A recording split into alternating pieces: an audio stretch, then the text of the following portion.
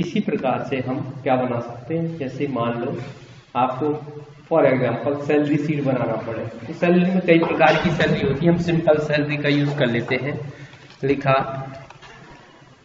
क्या लिखा, नेम लिख दिया, पोस्ट लिख दिया, बेसिक पे लिख दिया, ठीक है। फिर हमने टोटल डे लिख दिया, वर्किंग डे लिख दिया, फिर अमाउंट लिख दिया, ठीक है। तो इतना हमने कर लिया। इतना करने के बाद हमने क्या किया, इसमें भर दिया रा पोस्ट मैनेजर बेसिक पे के लिए फार्मूला लगाया। बेसिक पे के लिए फार्मूला क्या लगाया, हमारे पास पोस्ट है, पियून है, ऑफिसर है, क्लर्क है। तो यहां पर भी उसी तर्ज पर हम फार्मूला लगा देंगे। यदि क्या किया, यदि B2, अभी संख्या लिखते थे 4 लिखते थे, B2 बराबर क्या लिखते थे 4, तो 5, अब 5 है तो 4 आए। अब क्या लिख रहा है, उल्टा लिख रहा है, यदि अब 5 है तो 4 नंबर आए। तो कैसा, इन्वर्टेड कामा में यदि मैनेजर है तो सैलरी 30,000 आना चाहिए। कितनी आना चाहिए, हो गया, उल्टा हो गया। अभी क्या था, 4 है तो 30,000 है तो मैनेजर आना चाहिए, अब मैनेजर है तो 30,000 आना चाहिए। तो कामा एफ ब्रैकेट चालू, फिर यहां पर हमने फिर से वही का वही फिर लगा दिया, लिख दिया पियून है तो क्या आना चाहिए, उन्होंने कहा 5,000 आना चाहिए। कामा एफ ब्रैकेट चालू, यदि B2 का मान बड़ा है बराबर किसके, ऑफिसर के, क्या लिखा है, तो क्या आना चाहिए, ऑफिसर के यहाँ पर 15,000 आना चाहिए। और मान लो यदि क्या है, B2 है बराबर है इन्वर्टेड कामा में क्या आना चाहिए, क्लर्क, क्या आना चाहिए, क्लर्क है तो सैलरी आना चाहिए 10,000। तो जी एक फॉर्मूला हमने लगा दिया और जितने भी ब्रैकेट हमने ओपन किए हैं उन ब्रैकेट को क्लोज कर दिया, आ गया। तो इस तरीके से हमने ये फॉर्मूला लगा दिया, आ गया। क्या लिखा है, बराबर यदि B2 का मान, मतलब इधर जो लिखा है मैनेजर, तो उसका ऑटोमेटिक सैलरी 30,000।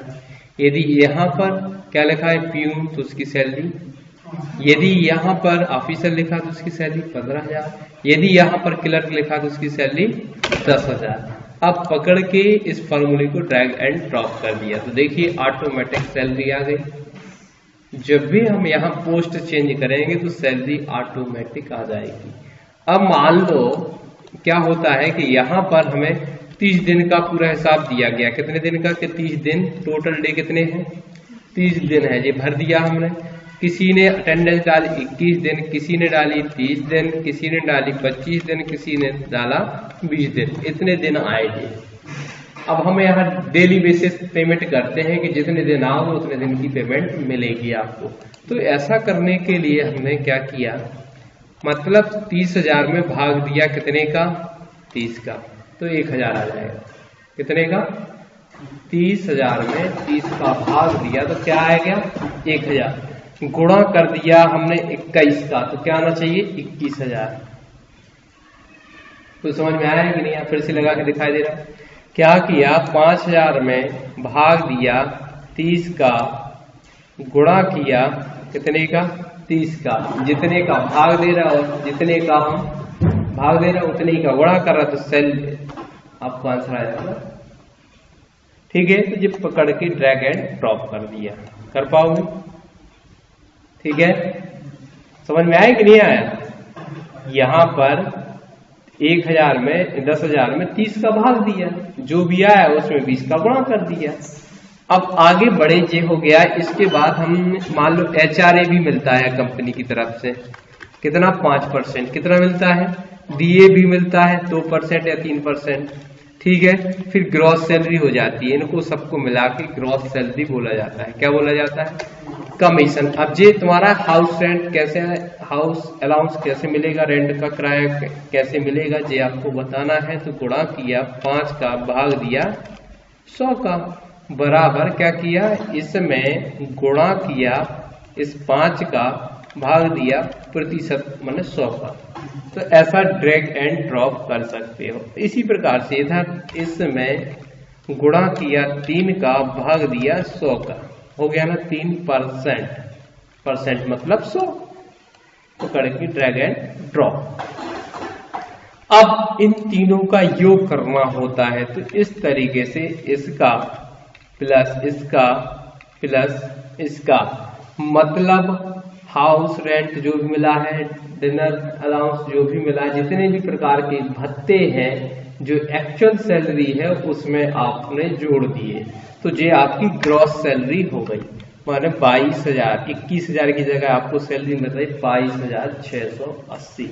अब लेकिन क्या होता है, पीएफ 12.5% कट जाएगा आपका। कितना कट जाएगा पीएफ? तुम्हारी सैलरी से पीएफ कटेगा 12.5%। तो कैसे कटेगा? बराबर इसमें गुणा किया 12.5 भागत गए 100।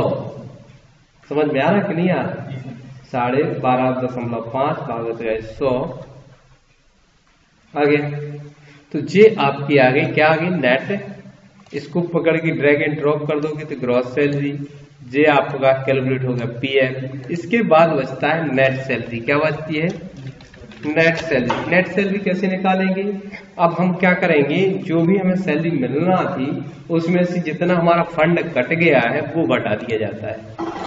प्रोविडेंट फंड, भविष्य निधि आपकी कम हो जाएगी, कट के आपको नेट सैलरी इतनी मिल जाएगी। मतलब 21,000 में से मिला भी और कट के जी, मतलब भविष्य में कभी भी 2835 रुपये कभी भी मिल सकते हैं आपको। ठीक है, जब बुढ़ापे की ओर जाओगे 60 साल से रिटायरमेंट के लगभग आपको ये पैसा मिल जाएगा वापस। ऐसा गवर्नमेंट योजना बनाती है, माने एक प्रकार की बचत है आपकी।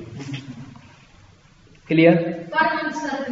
हाँ, तो जी हर आदमी का कटता है पीएफ जी। बाद में गवर्नमेंट भी मिलाती है इसमें 12.5% गवर्नमेंट भी मिलाती है, तो कुल मिला के 28 दूनी 56, 5,000 5,500 के लगभग आपका कहाँ जमा हो रहा है, सेविंग हो रही है। जितना तुम्हारा मिल रहा है उतना ही अंशदान कंपनी का भी रहता है। तो ऐसा प्रावधान रहते हैं, राइट। तो इस तरीके से सैलरी का कैलकुलेशन हो गया। इसको उतारने की आवश्यकता तो नहीं। ठीक है, तो इस तरीके से हमने ये काम कर लिया।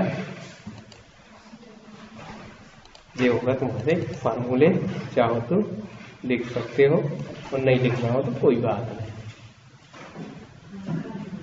ठीक है।